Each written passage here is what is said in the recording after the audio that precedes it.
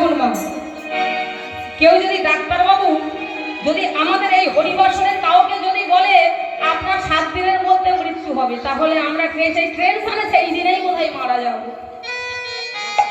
তাই না? ডাক্তারবাবু যদি আমাদের এই হরিবাসনে যদি কাউকে যদি বলে, আমি আপনারা যারা যারা আছেন যদি বলে যে তুমি 7 দিনের মধ্যে মারা যাবে, তাহলে সেই দিনেই বোধহয় আমরা মারা যাবো, ওই কথাটা শুনি। কিন্তু পরীক্ষিত মহারাজ, আমরা কেন মারা যাব? টেনশনে, ভয়েতে। কিন্তু পরীক্ষিত মহারাজের কোনো টেনশন হলো না, আনন্দ করছি।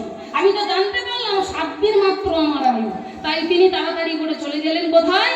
তাড়াতাড়ি করে চলে গেলেন হরিদ্বার।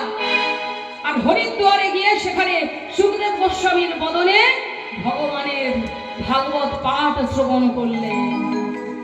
6 দিন ভাগবত পাঠ শ্রবণ করে আর 1 দিন বাকি রয়েছে। সুখদেব গোস্বামী বললেন, ভগবানের সর্বশ্রেষ্ঠ লীলা রাসলীলা আমি তোমাকে শ্রবণ করাবো। পরীক্ষিত মহারাজ বললেন, বলুন গুরুদেব, আমি শুনতে চাই। তাই শ্রোতাকে, তাহলে শ্রোতা হলো রাজা পরীক্ষিত। আপনারা যেমন শ্রোতা পরীক্ষিত মহারাজ, আর বক্তাকে আমাদের স্মরণ করতে হবে সুখদেব গোস্বামী।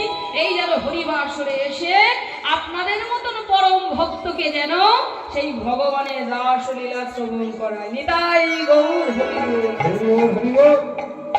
তাই আজকের কি হলো? আজকের সেই লীলা শ্রবণ করছে পরীক্ষিত মহারাজ, আর সুখদেব গোস্বামী সেই গুরুদেব এসে আপনাদের কাছে সেই লীলা শ্রবণ করাবে। তাই আজকের ভগবান